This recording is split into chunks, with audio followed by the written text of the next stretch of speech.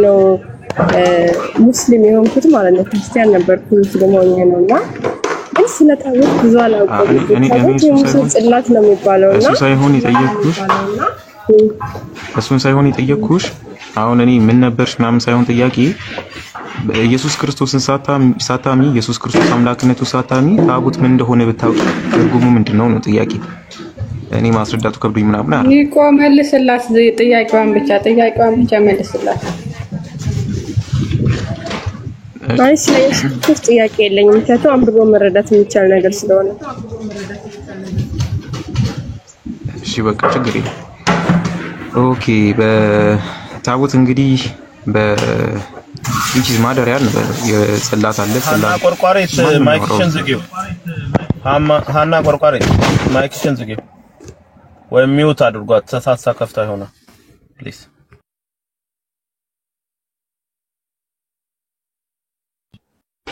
ቀጥሎ ወንድሜ እሺ ከብሉይ ኪዳን የብሉይ ኪዳኑን ልንገርሽ ወይስ አዲስ ኪዳን የትኛውን ይፈልግሽ?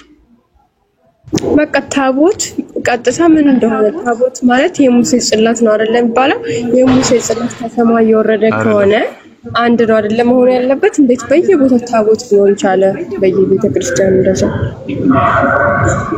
ኦኬ እሺ ባጭሩ ታቦት ምንድነው? እግዚአብሔር የሚገለጥበት እግዚአብሔር እንግዲህ በብሉይ ኪዳን ለሙሴ ምን ሰጥቶታል?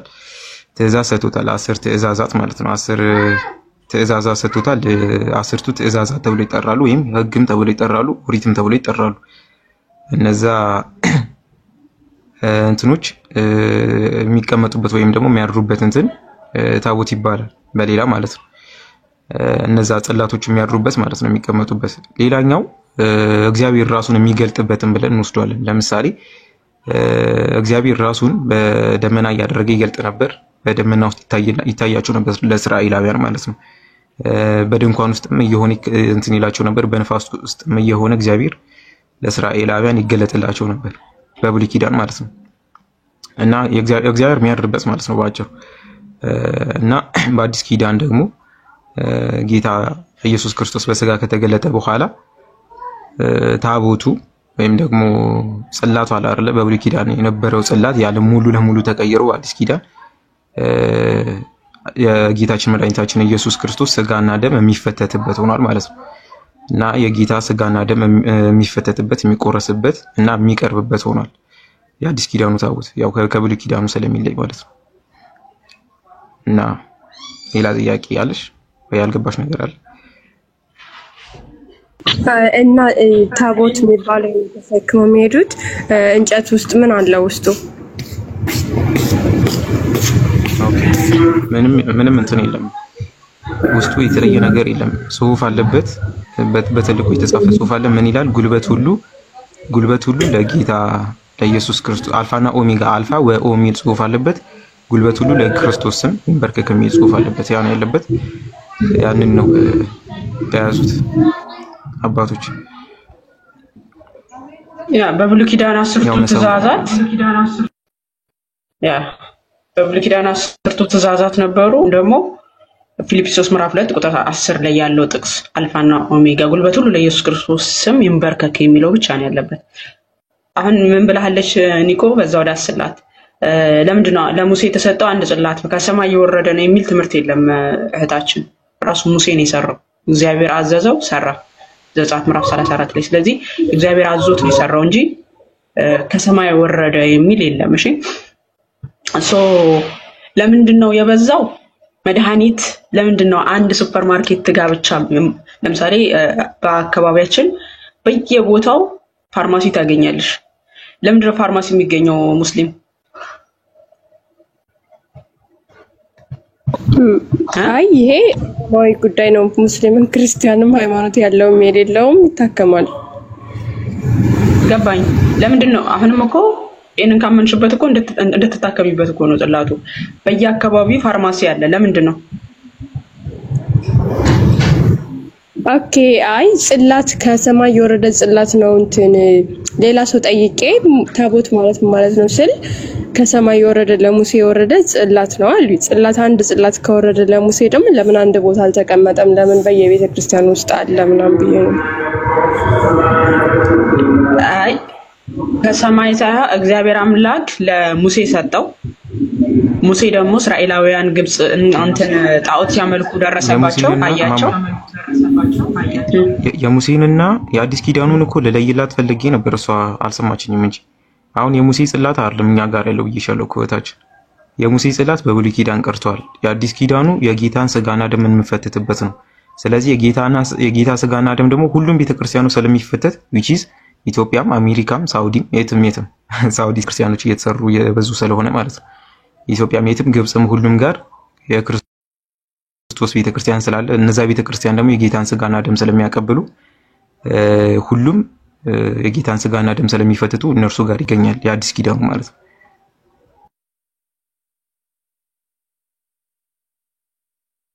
እሺ በቃ አመሰግናለሁ። በቁርአን ታቦት እንዳለ ላሳይሽ። አታቂ በቁርአን እንዳለ ታቦት እንዳለ በቁርአን ታውቂያለሽ? አላውቅም። ላሳይሽ። አለ ካልሽ አሁን ይከፍትልሻል። ቢኬ ሱረቱል አንድ እና ትከፍትልኛለህ።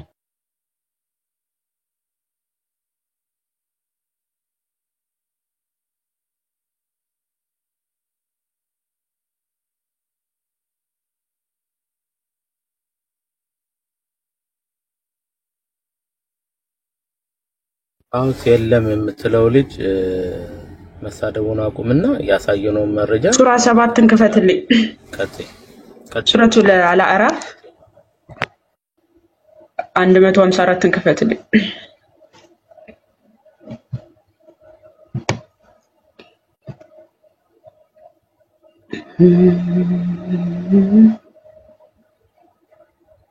እሺ 154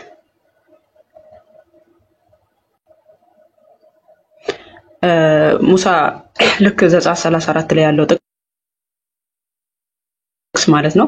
በሙሳም ቁጣው በበረደ ጊዜ ሰሌዳዎቹን በግልባጫቸው ውስጥ ለእነዚያ እነርሱ ጌታቸውን የሚፈሩ ለሆኑትም መመሪያ እዝነትን ያለባቸው ሲሆኑ ያዘ ይላል። ሰሌዳ የተባለው ምንድነው እህታችን? ኦኬ ሰምቻለሁ፣ ግን ስለዚህ ነገር ሲያስረዳ ኡስታዝን ሰምቻለሁ። ስለዚህ በቁርአናችሁ ሰሌዳ ታቦት እንዳለ ታውቂያለሽ? አዎ፣ ግን በእስልምና ስለ ታቦት ምናምን ምንም የሚደረግበት እምነት እንትን የለም። ምን ነበረ በውስጡ ያሉት ትእዛዛቶች ምን ነበሩ? ለምሳሌ ለሙሴ የተሰጠው ጽላት ላይ የተጻፉት 10ቱ ትእዛዛት ናቸው። እነዚህ 10ቱ ትእዛዛት አሉ በመጽሐፍ ቅዱሳችን ላይ። እዚህ ትእዛዛት አሉት ይለናል፣ መመሪያ አለው ይለናል። እዛ ሰሌዳ ውስጥ ይኸው ምን ይለናል? ሰሌዳዎቹ በግልባጫቸው ውስጥ ለእነዚያ እነርሱ ጌታቸውን የሚፈሩ ለሆኑት መመሪያ አሳየን። መመሪያ እና እዝነት ያለባቸው ሲሆን ያዘ ይላል። መመሪያ የሆነ ትእዛዝ አለው ማለት ነው። እዛ ሰሌዳው ላይ ምንድን ናቸው እነዚህ ትእዛዛቶች? ሱረቱል በቀራ 248 ነው። ከፈትላ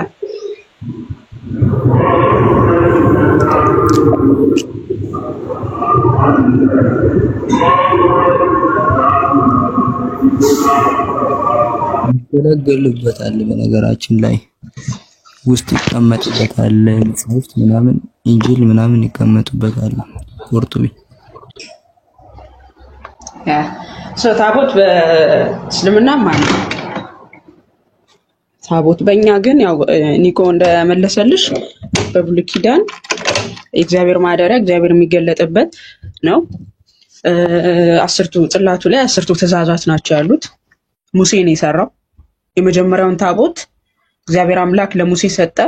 ሙሴ ያንን ጽላት ይዞ ወደ ህዝቡ ሲመለስ ህዝቡ ጣዖት እያመለኩ ደረሰባቸው። ከዛ በኋላ ሰበረው። ሙሴ ተናዶ ከሰበረው በኋላ እግዚአብሔር አምላክ መልሰ እንደነበረው አድርገህ ስራው አለው። እግዚአብሔር ፈቀደለት ስራ ብሎ ማለት ነው። ፈቀደለት፣ ራሱ ሰራ ሙሴ። ስለዚህ ያ ታቦት ለምን ነበር የሚያገለግለው? እግዚአብሔር ራሱን የሚገልጥላ ህዝቡን የሚያነጋግረው እግዚአብሔር እንትኑን የሚያዩበት እግዚአብሔር ከነሱ ጋር መኖሩንም የሚያረጋግጡት በዛ በታቦ የእግዚአብሔር ማደሪያ ተብሎ ነበር የሚታወቀው። ኦኬ ዘጸአት ምዕራፍ 40 ላይም መመልከት ይችላልሽ የጽላቱ ማደሪያ እንደሆነ ታቦቱ ማለት ነው። እንደገና ደግሞ እዛው ዘጸአት 34 27 ላይ መመልከት ይችላልሽ። ስለዚህ የብሉይ ኪዳን ታቦት ያ ነው። በአዲስ ኪዳን ግን ጉልበት ሁሉ ለኢየሱስ ክርስቶስ ስም ይንበርከክ የሚል ነው። በጽላቱ ላይ ያለው በሰሌዳው ላይ ያለው የጌታችን የኢየሱስ ክርስቶስ ጽላት የኢየሱስ ስም ነው። ስንሰግድም ውስጡ ለተጻፈለት ለጌታ ለኢየሱስ ነው የምንሰግደው እንጂ ለሌላ አይደለም። ለምሳሌ የገብርኤል ታቦት ወጣ የሚካኤል ታቦት ወጣ ሲባል ትሰሚያለሽ። ሜቢ ለነሱ ለብቻቸው ታቦት ተቀርጾላቸው አይደለም። የሚካኤል ቤተክርስቲያን ውስጥ ያለው የኢየሱስ ክርስቶስ ስም ነው እዛ ጽላቱ ላይ ያለው።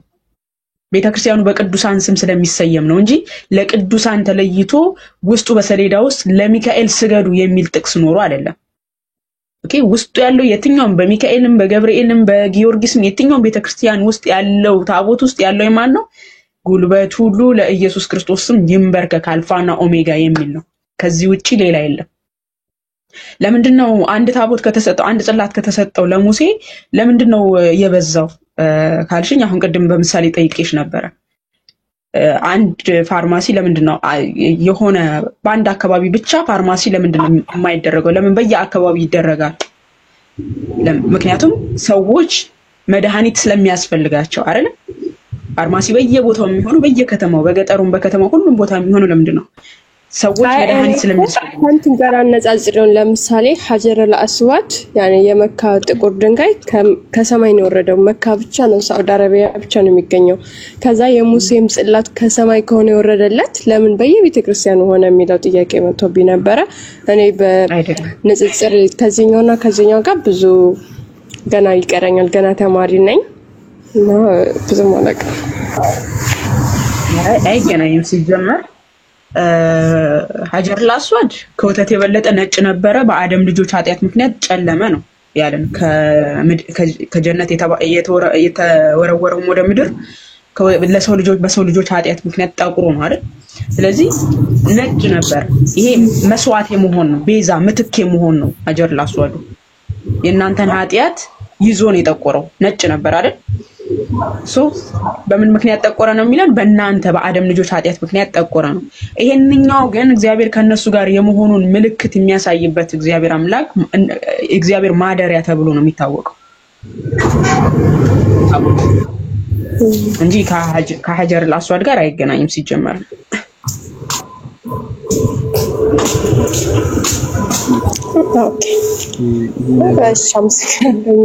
ክርስቲያን ነበር ልበል?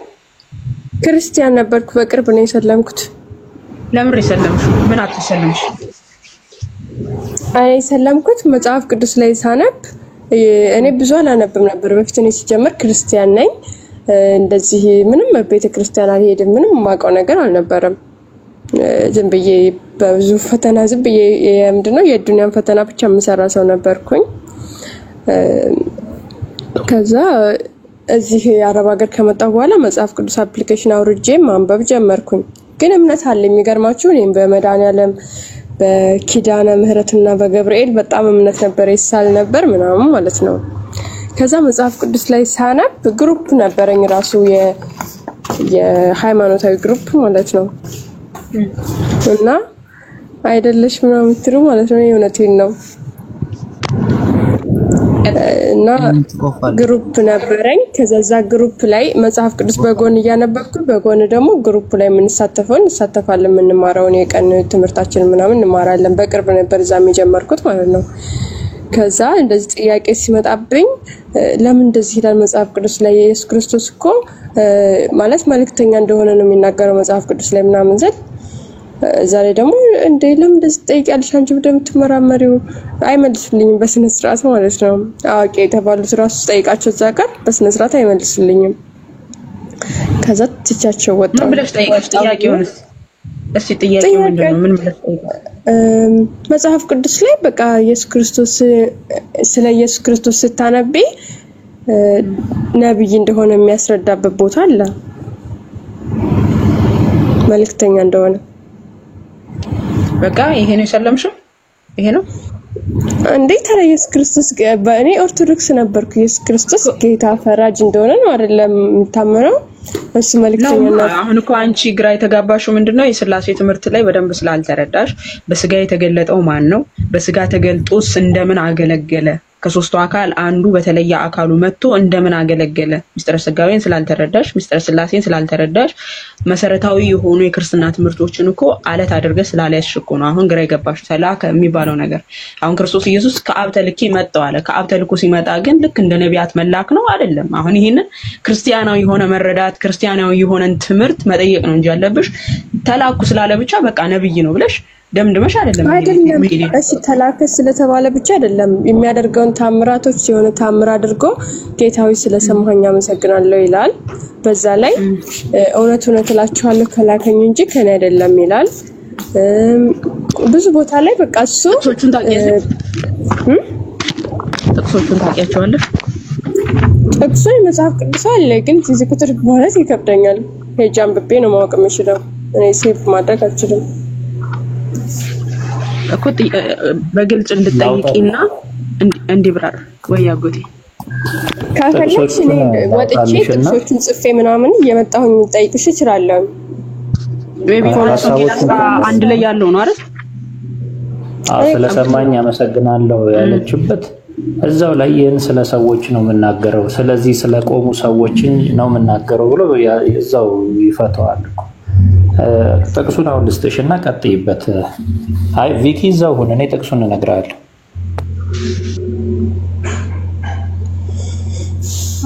ቪኪ አለ ወይ ያለው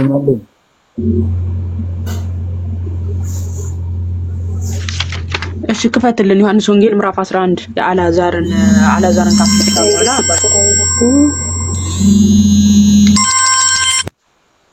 ምንድነው እሺ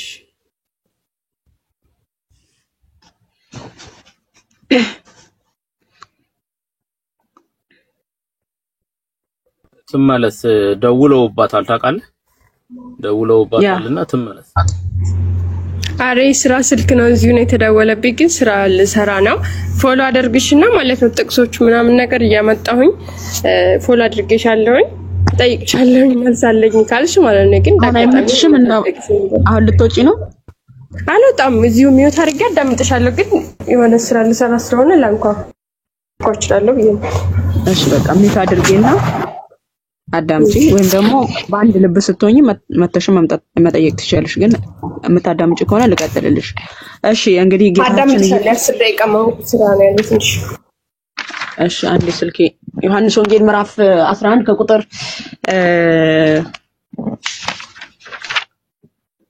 20 ጀምሮ ኦኬ ከቁጥር 21 ጀምሮ እንዴት የአላዛርን ሞት እንዳወቀ ምናምን ላሳያት በመጀመሪያ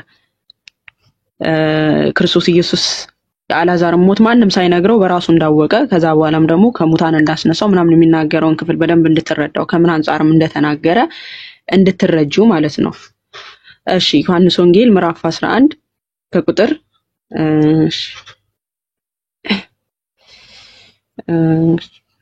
ኢየሱስ መልሶ ቀኑ 12 ሰዓት አይደለም ከቁጥር 5 ጀምሮ ኢየሱስም ማርታና እህቷን አላዛርንም ይወድ ነበር እንደታመመም በሰማ ጊዜ አላዛርን መታመም ማለት ነው በሰማ ጊዜ ያን ጊዜ በነበረበት ስፍራ 2 ቀን ዋለ ከዚያም በኋላ ለደቀ መዛሙርቱ ወደ ይሁዳ ደግሞ እንሂድ አላቸው ደቀ መዛሙርቱ መምህር ሆይ አይሁድ ከጥቂት ቀን በፊት ሊወግሩ ይፈልጉ ነበር ደግሞም ወደዚያ ትሄዳለህን አሉት አይሁድ ወደሚፈልጉ ቦታ እንዴት ትሄዳለህ ብለው ይጠይቁታል ደቀ መዛሙርቱ ማለት ኢየሱስም መልሶ ቀኑ 12 ሰዓት አይደለምን በቀን የሚመላለስ ቢኖር የዚህ ዓለም ብርሃንን ያያል አይሰናከልም በሌሊት የሚመላለስ ቢኖር ግን ብርሃን በእርሱ ስለሌለ ይሰናከላል አላቸው ይህንን ተናገረ ከዚህም በኋላ ወዳጃችን አላዛር ሞቷል ማለት ነው ተኝቷል ነገር ግን ከእንቅልፍ ላስነሳው ይሄዳል አለ ላስነሳው አላዛር ሞት አንቀላፍቷል እኛ ክርስቲያን አንቀላፍቷል ማለት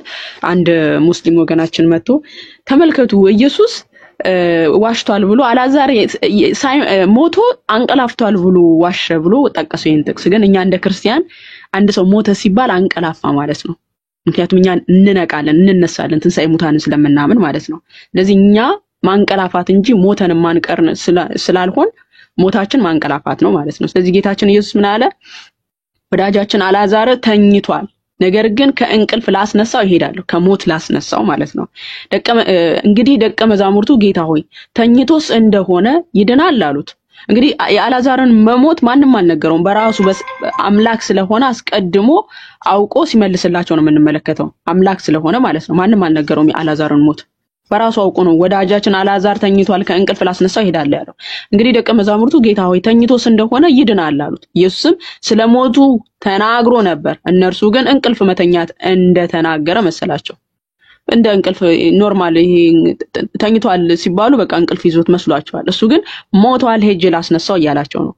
እንግዲህ ያን ጊዜ ኢየሱስ በግልጥ አላዛር ሞተ ብሎ ነገራቸው ማለት ነው። አላዛር ሞተ እንድታምኑ በዚያ ባለመኖሬ ስለእናንተ ደስ ይለኛል፣ ነገር ግን አለ ወደ እርሱ እንሂድ አላቸው። ስለዚህ ዲዲሞስ የሚሉት ቶማስ ለባልንጀሮቹ ለደቀ መዛሙርት ከእርሱ ጋር እንሞት ዘንድ እኛ ደግሞ እንሂድ አለ።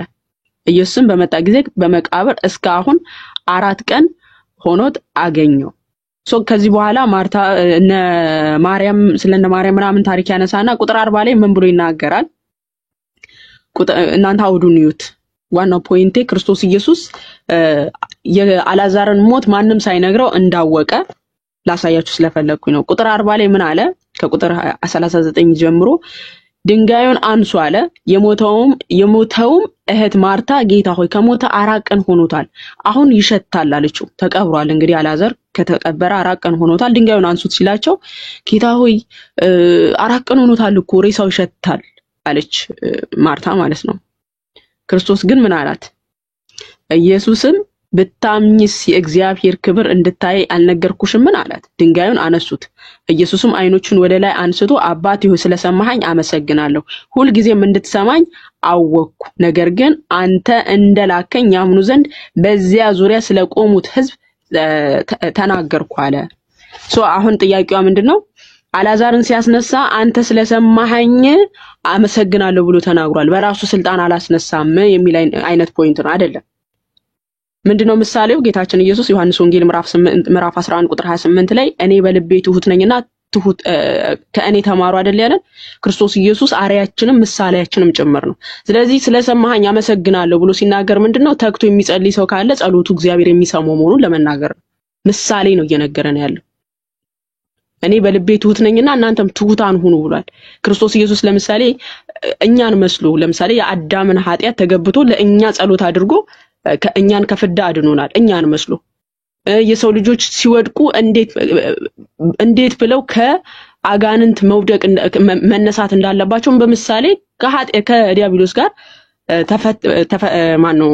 ከዲያብሎስ ጋር ተፈትኖ ዲያብሎስ ፈትኖት ዲያብሎስን በምን ድል እንደምንነሳው በምሳሌ ያስተማረን። ለምሳሌ ማቴዎስ ወንጌል ምዕራፍ 4 ላይ አይደለ?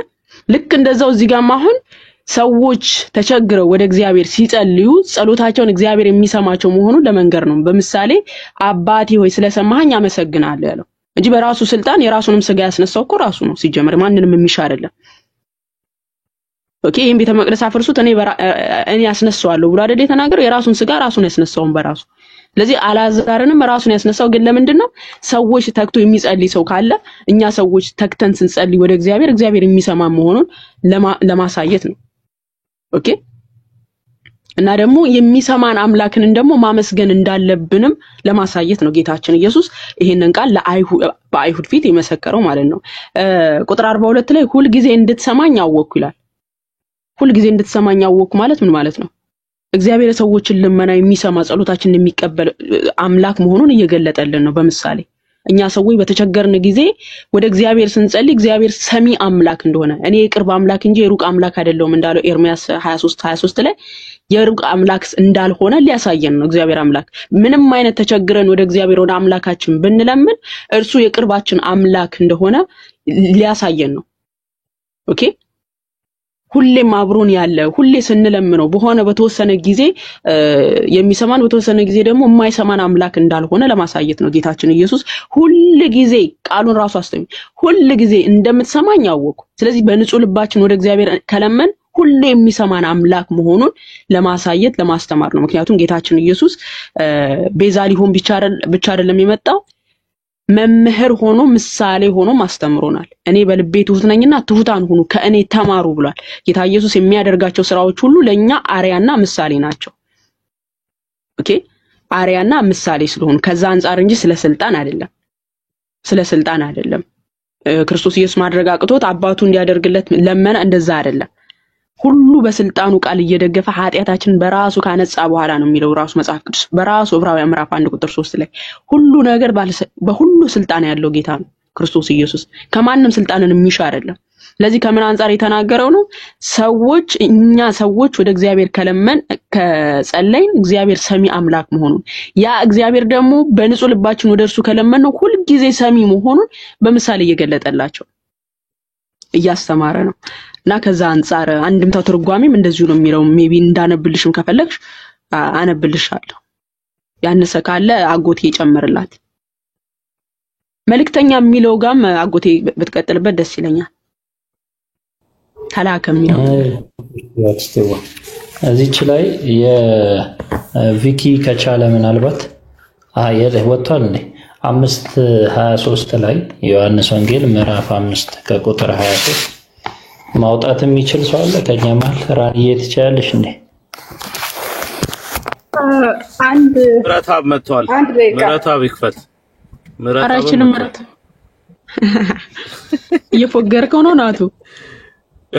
እኔ ከፍታለሁ ችግር የለም። እኔ ከፍታለሁ። ኦኬ 5:23 ዮሐንስ ወንጌል ምዕራፍ 5 ቁጥር 23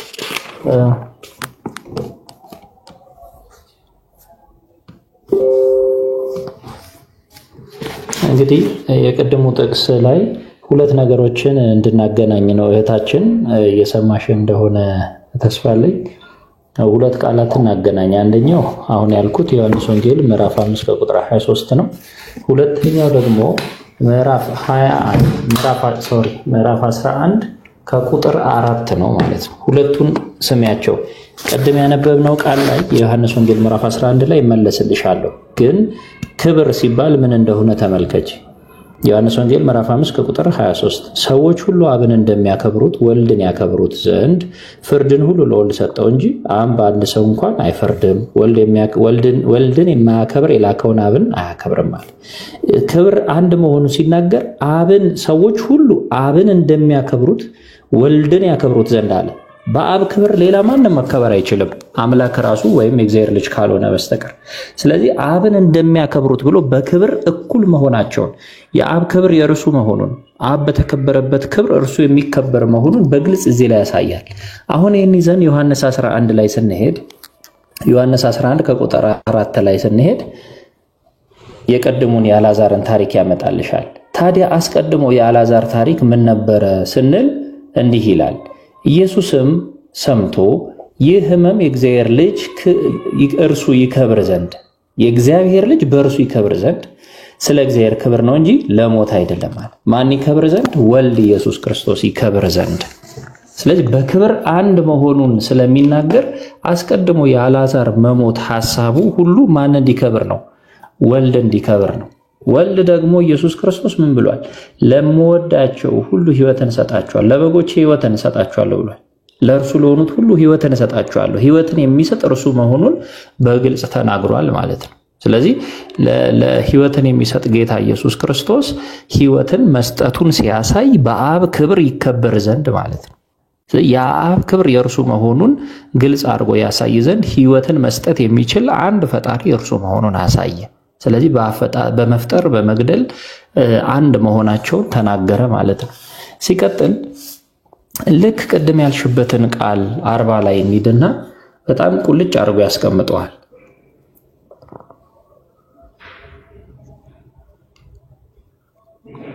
ያ ቁጥር 40 ላይ ስንሄድ ተመልከቱት ምን እንደሚል። ኢየሱስ ብታምኚስ የእግዚአብሔርን ክብር እንድታይ አልነገርሁሽምን አላት። ድንጋዩንም አነሱት። ኢየሱስም ዓይኖቹን ወደ ላይ አንስቶ አባት ሆይ ስለሰማኸኝ አመሰግንሃለሁ፣ ሁል ጊዜም እንድትሰማኝ አወቅሁ። ነገር ግን አንተ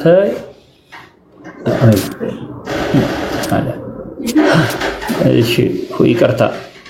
ኢየሱስም ዓይኖቹን ወደ ላይ አንስቶ አባት ሆይ ስለሰማኸኝ አመሰግንሃለሁ፣ ሁል ጊዜም እንድትሰማኝ አወቅሁ ይላል። ለምሳሌ አወቅሁ ሲባል ምን ማለት ነው ሲባል ራሱን የቻለ ትርጉም ይዟል። ሐሳቡን ልጨርስና እንመለስበት። ነገር ግን አንተ እንደላክኸኝ ያምኑ ዘንድ በዚህ ዙሪያ ስለቆሙት ሕዝብ ተናገርሁ አለ። አይሽ ይሄን የተናገረው ጸሎቴ ተሰማልኝ ተመስገን አይደለም ያለው። ክብር ይግባውና ምንድነው ያለው? ሁል ጊዜ እንድትሰማኝ አወቅሁ አለ። ያ ማለት አወቅሁ የሚለው አገላለጽ አውቃለሁ፣ አንድ ልብ ነን ማለት ነው። ሁል ጊዜ እንዴት ሰው ሊሰማ ይችላል? እንደምትሉት ሰው ከሆነ አይደለም፣ ያውቃል። ተስፋ አላደረገም ጌታችን ኢየሱስ ክርስቶስ አውቃለሁ ነው ያለው።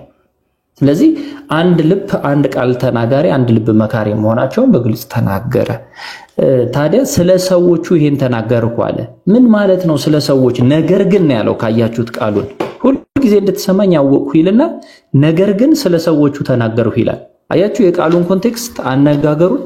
ስለዚህ ለሰዎቹ ምንድነው የተናገረው? ስለ ሰዎቹ ስንል አንደኛ ሁሉም ሰው በተለይ ሐዋርያት አብረውት ይከተሉ የነበሩት አርድእት በዛ ዙሪያ የነበሩ የሚያምኑ ሰዎች ሁሉ ተአምርን ይደረግላቸው ዘንድ ሰጥቷቸዋል። እርሱም በእኔ ያመነ እኔ የማደርገውን ሁሉ ያደርጋል ከእኔም በላይ ያደርጋል ብሎ የተናገረላቸው ቃል ማለት ነው። ያ ማለት ከዚህ በላይ ተአምራትን ቅዱሳን ሊያደርጉ ተሰጥቷቸዋል በእኔ ያመኑ ቅዱሳን ብሎ ቃል ስለሰጣቸው ማለት ቸርነቱ ይሄን ያህል ስለሆነ፣ ስለዚህ እናንተም ተአምራትን ባደረጋችሁ ጊዜ ምን በሉ ነው እግዚአብሔር ሰማይ አባታችሁን አመስግኑበት ነው ሐሳቡ ያለው ጭብጡ ማለት ነው።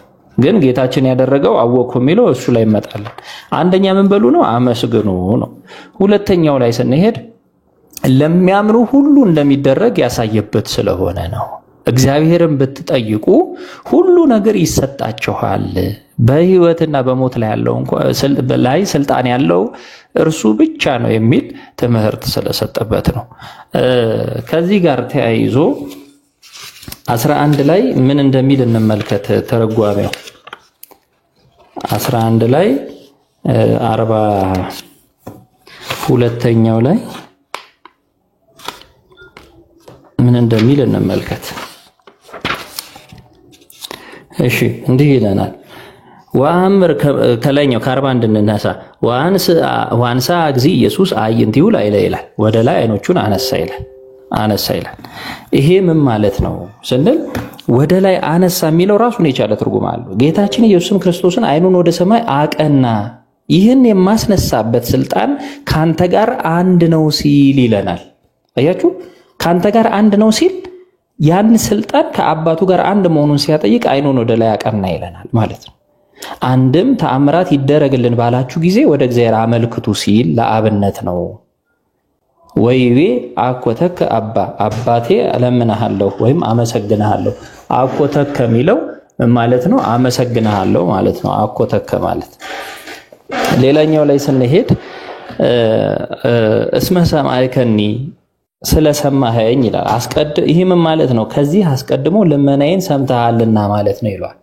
ይሄ ማለት በአንድ ልመና የሚለውን በሁሉም ቦታ ላይ ስታዩት ከጌታችን ጋር ያለው ጸለየ፣ ለመነ፣ ወዘተ የሚለው ምን ማለት ነው ስንል ተነጋገረ ማለት ነው። አሁን በትርጉም ደረጃ ልመናን ያመጣዋል እንጂ ቃላቱ አክቹአሊ የሚጠቀመው ምንድነው? ጸለየ የሚለው ነው። ጸለየ ማለት ደግሞ ንግግርን የሚያመለክት ነው ለጌታ ሲሆን ወአምር ከመዘልፈ ተሰማአኒ አሁንም እንድትሰማኝ አውቃለሁና ወባህቱ በእንተ እለ ይቀውሙ ሰብ እብል ዘንተ ከመ ይእመኑ ከመ አንተ ፈነውከኒ ነገር ግን ከዚህ ቁመው ስላሉ ሰዎች ይህን እናገራቸዋለሁ በአንተ ፈቃድ ሰው እንደሆንኩ ያውቁ ዘንድ። አሁን ተመልከቱ፣ ሁላችንም እናስተውል። እህቴ በደንብ አስተውይ። ጌታችን ኢየሱስ ክርስቶስ የመጣው በግርማ መለኮቱ አይደለም፣ በኃይል አይደለም፣ በግርማው መላእክትን አስከትሎ ሰራዊት ሁሉ ተከትሎት በግርማው አይደለም የወረደው። በበረት ውስጥ ሰው ሆኖ በትህትና ነው የወረደው። በአዳም ትዕቢት ምክንያት ሁሉም ነገር ክርስቶስ ያደረገው የአዳም የቤዛነት ሥራ ነው። ይህን በደንብ አስተውሉት። በአዳም መታበይ፣ በአዳም ራስን ከፍ ከፍ ማድረግ፣ አምላክነትን መሻት ምክንያት ሞት ገባ። ልክ እንደዛው ሁሉ ክርስቶስ የዛ ቤዛነትን በምንድን ነው የሰራለት? አምላክነትን ትቶ ማለት አምላክ ሳይሆን ቀርቶ ማለት ነው። አምላክነት መቀማት እንደሚገባ ነገር ሳይቆጥር ለማለት ነው። ትቶ የሚለውን እንዳትይዙት። ሰው ሲሆንም አምላክ ነበር። አምላክ ነው ሰው። ያ ራሱ አምላክ ሳይቀየር ማለት ነው። ምን ለማለት ነው? አምላክነትን እንደመተው ወይም እንደመቀማት አልቆጠረውም ይላል። ይሄ ምን ማለት ነው? ራሱን በባሪያ ምሳሌ ተገልጦ አዋረደ ማለት ነው። አምላክ ሆኖ ሳለ የሰውን ባህሪ የፍጡርን ባህሪ መዋሃድ ማለት አቤት ትንሽ አይ እየሰማችሁ ወይ ነው? እንዳትለው ስራ ላይ ነኝ ስላለች ለዛ ነው። አምላክ ቃል ያሰማል ነበር። ቀጥል አለሽ? አው ተቋረጠ። እኔ እየሰማችሁ ካልሆነ እንዳትደክሙ።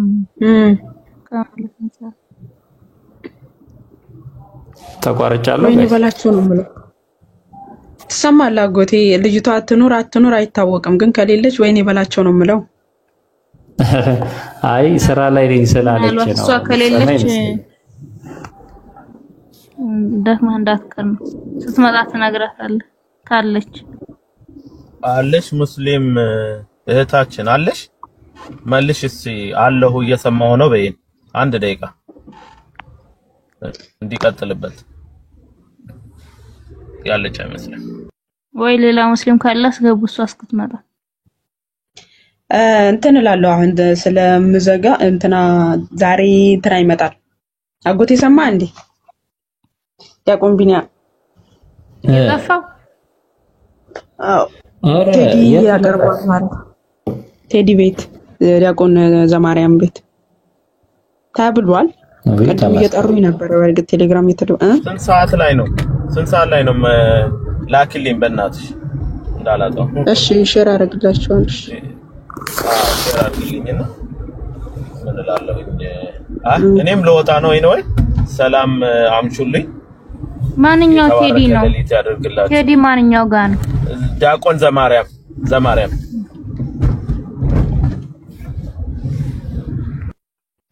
እሺ ቃሉት ያሰማልን አጎታችን። አልሰማችንም እህታችን። ያው እዚህ ጋር 900 ምናምን ሰዎች ዮሐንስ ወንጌል ምዕራፍ 11:40 ላይ ያለው ግልጽ ሆኖላችኋል ብዬ አስባለሁ እና እሱ ከከፈተ እዛ እንሄዳለን አይሻልም? ቴዲ ዘሩፋኤል ማለት ነው። ግን ሐሳቧን እኮ አልጨረስኳትም። ማናትባችሁኛል? እኔ ኔትወርክ መስሎኝ። ማርያምን ወይኔ ኧረ እኔ እኮ የእሷ እየሰማችሁ ካልሆነ ደክመህ እንዳትቀር በኋላ ድገምልኝ እንዳትልኝ እኮ። ኧረ ግድ የለም የሚሰሙን ሰዎች ስላሉ ችግር የለውም። ቀጥል አጎትሽ አለ። ይቅርታ በጣም ያው ሐሳቡ ተንጠልጥሎ እንዳይቀር ነው፣ ጎዶሎ ሐሳብ እንዳይዙብን ሰዎች። እሺ የአዳም አምላክነትን ነው የሻተው። እኔ እንደው በየሆነ እንትን ወይ ባሳያችሁ ደስ ይለኝ ነበረ፣ ወይ ሌላ ቀን እናየዋለን በደንብ። አዳም አምላክነትን ሻተ። በምን ታብዮ? በትዕቢቱ ማለት ነው። ስለዚህ ክርስቶስ አምላክነትን መቀማት እንደማይገባ ቆጥሮ ሰው ሆነ፣ ዝቅ አለ። በምን? በትህትና። ቤዛነት ይሄ ነው። አያችሁ፣ አዳም አምላክነትን ሻተ። ክርስቶስ አምላክ ሆኖ ሳለ አምላክነትን መቀማት እንደሚገባ ነገር አልቆጠረው። ስለዚህ ራሱን ዝቅ አድርጎ የባሪያ መልክ የያዘ ይለናል ፊልጵስዩስ 2:6። ስለዚህ የያዘ ሲል በትህትና ትዕቢቱን በትህትና ቤዛነት ለወጠው። አምላክነትን መሻቱን አምላክነትን መቀማት እንደማይገባ ቆጥሮ ሰው በመሆን ራሱን በማዋረድ በቤዛነቱ ስራ ቀየረው።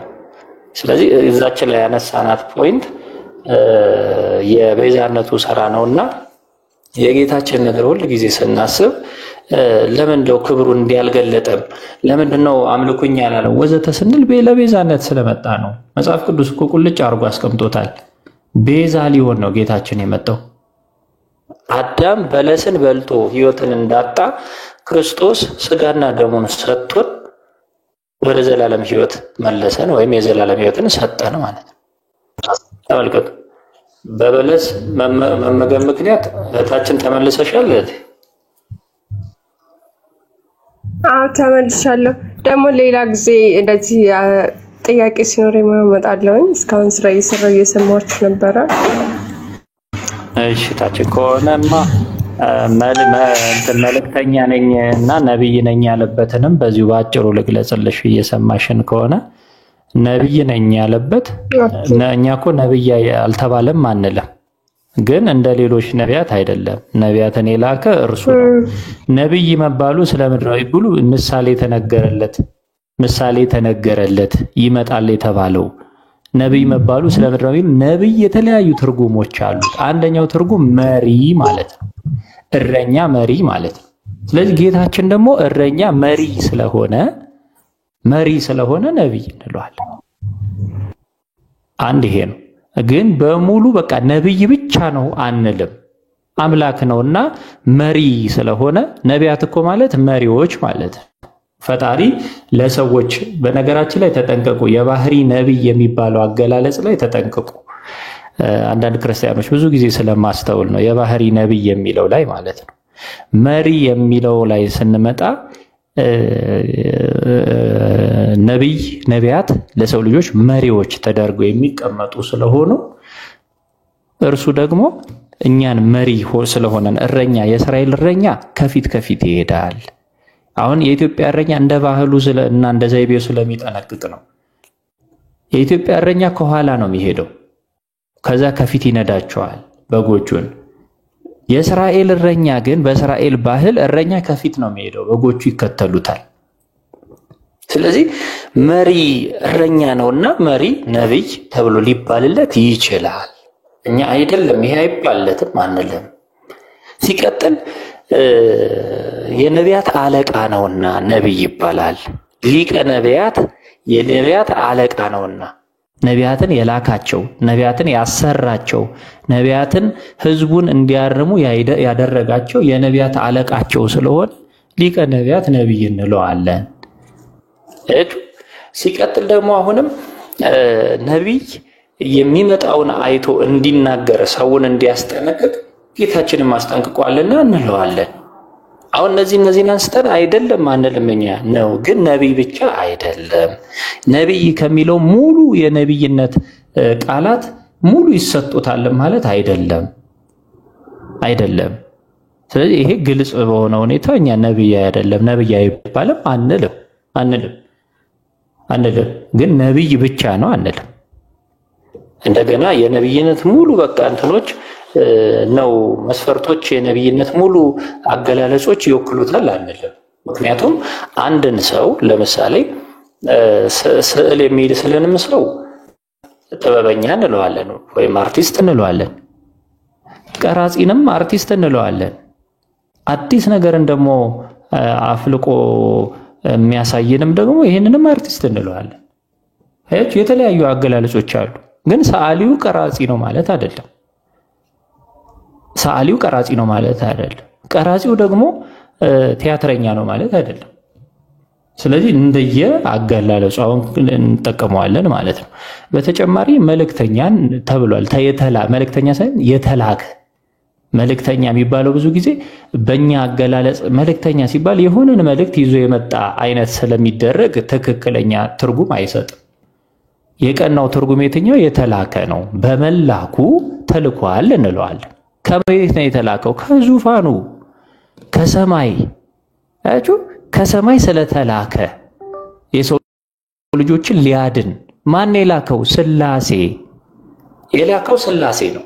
ምክንያቱም ቃላቸው ስለሆነ ወልድ ቃላቸው ስለሆነ የሰው ልጆችን ለማዳን ባሰበው ስላሴ ባሰበው በአብ ልብነት ባሰበው አንድ ሐሳብ መሰረት የክርስቶስ ሰው መሆን በቃል መሰረት ተደረገ። ስለዚህ ቃል ክንዳቸው ስለሆነ ለምሳሌ እኔ አሁን እጄን መላክ አልችልም፣ ወደታች እችላለሁ። እጄን ወደታች ላኩት ማለት ግን እጄ ሌላ አካል ነው ማለት ነው? ሌላ ከኔ የተለየ ማንነት ነው ማለት ነው? አይደለም። አያችሁ፣ የወደቀን ማነሳበት ክንዴን መላክ እችላለሁ። የራቀን ማቀርብበት ክንዴን መዘርጋት እችላለሁ።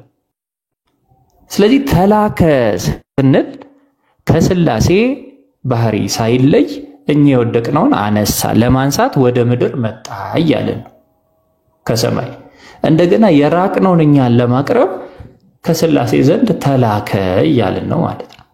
ስለዚህ መላኩ ከስላሴ ባህሪ የሚያወጣው አይደለም፣ ይልቁኑ ከስላሴ አካል አንዱ መሆኑን በግልጽ የሚያስረዳን ነው። ተላከ ነው የተባለው። የሰው ልጅ ከእግዚአብሔር ዘንድ አይላክም፣ ከላይ አይላክም። ምክንያቱም ጌታችን ነቢያት እኮ እኛ ከዚህ ወደ ዓለም መጣን አይሉም፣ ወደ ምድር መጣን አይሉም። ከአባታችን ዘንድ ከአብ ዘንድ ተልከን ወደ ምድር መጣን አይሉም። ምክንያቱም መገኛቸው እዚሁ ምድር ስለሆነ። ጌታችን ግን ከአባቴ ወደ ዓለም መጣሁ ብሎ ተናግሯል። አብ የላከው በአባቱ እቅፍ የነበረ ኋላ ወደ ዓለም ወደ ምድር የመጣ ተብሎ እኮ መላኩ ከሰማይ ወደ ምድር መሆኑ በግልጽ የተቀመጠ ነው ማለት ነው። ከዚህ ጋር ተያይዞ ኮሜንት ላይ ያየሁትን አንድ ምንትል በዚሁ ላንሳላችሁ። ካህን ይባላል። ለምሳሌ ካህን ማለት ግን እንደሌላው ካህን ማለት አይደለም፣ ሊቀ ካህናት ማለት ነው። ሊቀ ካህናት ካህን ነው፣ ካህን አይደለም አንልም። ሊቀ ካህናት ስንለው ግን ካህን እንዳለ ሆኖ ግን ካህናትን ሁሉ የነሱ አለቃ መስዋዕታቸውን የሚቀበል እንደማለት ወይ ደግሞ መሪ ሆኖ መስዋዕታቸውን የሰራ ማለት ነው። የሚሰውት ማንን ነው? ራሱ ክርስቶስን። አለቃቸው ማን ነው? ራሱ። ለምን? አስቀድሞ ራሱን መስዋዕት አድርጎ ያቀረበ ሊቀ ካህናት እሱ ስለሆነ ይህንን ለአንዴና ለመጨረሻ ጊዜ አድርጎ ስርዓትን የሰራላቸው ስለሆነ። ስለዚህ ሌሎች ካህናት ደግሞ ያን ያቀረበውን አንድ ጊዜ ፈጽሞ ስለኛ ያቀረበውና የቀደሰውን ያን መስዋዕት እነሱ ደግሞ ያቀርቡታል ማለት ነው። ለሕዝቡ ያቀርቡታል ማለት እሱ ዘወትር ዕለት ማቅረብ አያስፈልገውም ብሎ በግልጽ ቅዱስ ጳውሎስ እንዳስቀመጠ። ስለዚህ ግልጽ የሆነ አስተምህሮ በዚህ ላይ እናገኛለን ማለት ነው። ቀደም ከሰማሽኝ አላቅም ጸሎት አደረገ ሲባል ለምሳሌ ተነጋገረ ማለት ጸለየ ማለት በነገራችን ላይ አንደኛው ትርጉሙ ተነጋገረ። እስቲ ከእግዚአብሔር ጋር ልነጋገር ትላላችሁ አይደለም? በተለምዶ ከእግዚአብሔር ጋር ልነጋገር የምትሉት ምን ማለት ነው? ጸሎት ላደርግ ማለት ነው። አይደል? ስለዚህ ጌታ ኢየሱስ ክርስቶስ ክብር ይግባውና ተነጋገረ ሲባል ከእግዚአብሔር ጋር ጸለየ ሲባል ከእግዚአብሔር ጋር ተነጋገረ የሚል ግልጽ ትርጉም ያሳያል። እያበረታው ነው የሚል አለ። ለምሳሌ የሚያበረታው መልአክ ታየው የሚለው ማለት ነው። አሁን አንዳንዱ ይሄው እኮ እያበረታው መልአክ እኮ እየደገፈው ብሎ የሚያስባል። አይደለም። እያበረታው ማለት ጽን፣ ኃይል፣ ክብር ላንተ ይገባል እያሉ የሚያመሰግነው መልአክ ታየው ማለት ነው። ጽን፣ ኃይል፣ ክብር ላንተ ይገባል እያለ የሚያመሰግነው። ስለዚህ የሚያበረታው መልአክ ታየው ሲል አቤቱ ጽን ማለት ጽናት ያንተ ነው የሚለው ማለት እኮ ነው። በአምላክነቱ የሚያመሰግነው ማለት ነው። ጽናት ያንተ ነው ብሎ የሚያበረታው ማለት የሚያመሰግነው ማለት ነው። መልአክ ታየው ብሎ የሚናገር ኃይልም ያንተ ነው ብሎ የሚያመሰግነው ክብር ያንተ ነው ብሎ የሚያመሰግነው መልአክ ታየው ማለት ነው። ስለዚህ የሚያበረታው ሲል ቀጥታ ሊትራል ሚኒንጉን መውሰድ አይደለም። ይሄ እኮ መጽሐፍ ቅዱስ የተጻፈበት ኦልሞስት ከ2000 ዘመናት በፊት ሆነው የዛ ጊዜ ዘይቤና ጸጻፍ ራሱን የቻለ ትርጉም ተሰጥቶታል። ያ ትርጉም ደግሞ አሁን ላይኛ እንደዚህ ይሁንልን ትርጉሙ እንደዚህ ይሁንልን እያለን የምናደርገው አይደለም። እንደዛ ከሆነማ ትክክል አይመጣም። ይሄን ትርጉም የዛ ጊዜ የነበሩ አባቶቻችን በዛ ጊዜ አባባል፣ በዛ ጊዜ ቋንቋ፣ በዛ ጊዜ ዘይቤ ጠንቅቀው ትርጉሙን እኮ ጽፎ አስቀምጠውልናል። እኛ እኮ የምንጠቀመው የወንጌል ትርጉም ለምሳሌ በ3ኛው ክፍለ ዘመን በ2ኛው ክፍለ ዘመን ተጽፎ የተቀመጠ እኮ ነው። የሐዋርያን አበው ያ ማለት የሐዋርያን ደቀ መዛሙርት ከነበሩት የእነርሱ ደቀ መዛሙርት ማለት ነው። የጻፉት ያስቀመጡት ትርጉም ከማን ተማረን ብለው ከሐዋርያት ተማረን ብለው ያስቀመጡት የመጽሐፍ ቅዱስ ትርጉም ማለት ነው።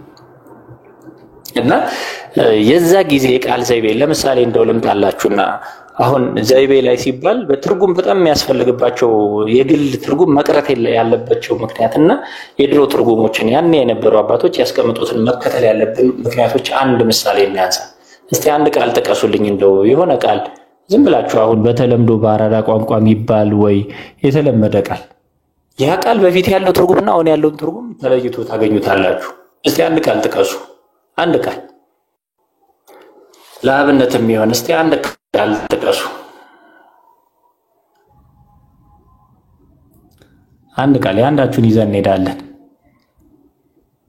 ጭዌ እሺ ለምሳሌ ጨዋታ ተባለ። እዩት አሁን ጭዌ ወይም ጨዋታ ማለት ቀልድ ቁጭ ብሎ ማውራት ይሄ ፈታ የሚያረጉ ቃላትን መነጋገር ነው ጭዌ ማለት ወይም ጨዋታ። አያችሁ ጭዌ የሚለውን ብቻ ካረጋችሁት ግን ለምሳሌ አንድ ሰው ተነስቶ እንደ ጭዌ ይላል እንደ እኮ ጭዌ ያለ ማለት ነው ሊል ይችላል ማለት ነው። ተመልከቱ ይሄ እኮ ጭዌ ያለ ማለት ነው በቃ ጭዌ ያለማ ከተባለ እኮ በቃ ያበደ ማለት ነው የሚል ሌላ ትርጉም ሊይዝ ይችላል። ትክክል አይደለም። እንደገና ጨዋታ ሲባል በፊት ምን ማለት ነው? የህፃናት ጨዋታ ተብሎ ሊተረጎም ይችላል። ጨዋታ የተባለው እኮ የህፃናት ጨዋታ። ትላልቅ ሰዎች እስቲ ቁጭ ብለን እንጨዋወት አይሉ ይላሉ። ቁጭ ብለው ሲጨዋወቱ ምንድነው የሚያደርጉት? ያወራሉ እኮ ቁም ነገር እኮ ነው የሚያወሩት፣ ግን ጨዋታ ብለው ይገልጹታል። ቁጭ ብለን እንጨዋወት ይሉታል። ስለዚህ ጨዋታ ስለተባለ ቁም ነገር እኮ መሆን አይችልም ሊል አይችልም። አንድ ሰው ቁም ነገር ሊሆን አይችልም ይሄማ ዝም ብሎ በቃ እየተጫወቱብን እኮ ነው ፌዝ ነው ማለት አይችልም። በጊዜው እንደታውን የትልቅ ሰዎች ጋር ሄዳችሁ እስቲ እንጨዋወት ብትሏቸው ቁም ነገር ነው የሚያወሯችሁ ቁጭ ብለው። ወጣት ከሄዳችሁ እስቲ እንጨዋወት እስቲ ጭዌ አምጣ ምናምን ካላችሁት ቀልድና ፌዝ ምናምን ነው የሚያመጣላችሁ። አያችሁ እና በዚህ ደረጃ አንድ የፈለጋችሁትን ቃል ብታመጡት የድሮ ዘይቤና ያሁኑ ዘይቤ በጣም የተለያየ ነው። የድሮ አማርኞችን ወስዳችሁ አሁን ብታመጧቸው ለምሳሌ ልንገራችሁ እንደው አንዳንድ አሁን ከመጤፍ አይቆጥረኝም ይላል ለምሳሌ አንዳንድ ሰው እንደው አይ እንደዚህማ ቀርቷል እንደው አረ ከቁብ አይቆጥረኝም ወይ ከመጤፍ አይቆጥረኝም ወይ ምናምን ይላል ለምሳሌ አንድ ሰው። ያ በፊት ያለው ትርጉምና አሁን ያለው ትርጉም ሺፍት ያደርጋል ይሄዳል። ለምሳሌ አሁን አረ ይሄ እንደው እርኩስ ነው ይባላል። አረ ይሄ ተምች ነው ሚል ሰው አለ ለምሳሌ ቃሉ ደስ ባይልም ማለት ነው። ያን ሲል ግን በፊት ካያችሁት ቀጥታ ስድብ ነው። በነገራችን ላይ በድሮ አባባል አሁን ይሄማ እርኩስ ነው ካላችሁ በቃ እኮ አወገዛችሁት፣ ስድብ ነው። በአሁኑስ ስትሄዱ ለምሳሌ ትክክል ነው እያልኩ አይደለም፣ ግን ይሄ እርኩስ ነው አረ ምናምን ካላችሁ ምን እያላችሁት ነው? ይሄ በጣም በቃ የሆነ የሚሰራው ስራ ተጠንቅቆ ምናምን የሚያደርግ ብልጥ ምናምን የሚል ትርጉም ይይዛል። ወይ ደግሞ ይሄማ አረ እንትን ነው ምድረው ይሄ የሆነ ምን ተጠቀማቸው ቃላት ተምች ነው ለምሳሌ ይባል ተንኮለኛ ማለት ነው። በፊት ውስጥ ሄዱ ግን ኃይለኛ ስድብ ነው ዝም ብሎ የሚያወራው። ስለዚህ ይሄ ዘይቤ አለው ራሱን የቻለ የየጊዜው ዘይቤ የየባህሉ። አሁን እኛ ጋር መጣችሁ በፊት አሁን ጨዋ ነው ቢባል አስቡት። ጨዋ ማለት በድሮ አገላለጽ ያልተማረ ማለት ነው፣ መሃይም ማለት ነው ጨዋ ማለት። አሁን ላይ ጨዋ ቢባል ምንም አያውቀው በቃ እንደው ጥሩ ባህሪ ያለው ምናምን እሱማ ጨዋ እኮ ነው ምናምን ማለት ብልግናን የማያውቅ ተብሎ ይተረጎማል። ባሁኑ አያችሁ ብልግናን የማያውቅ። እሺ አመሰግናለሁኝ። ሌላ ጊዜ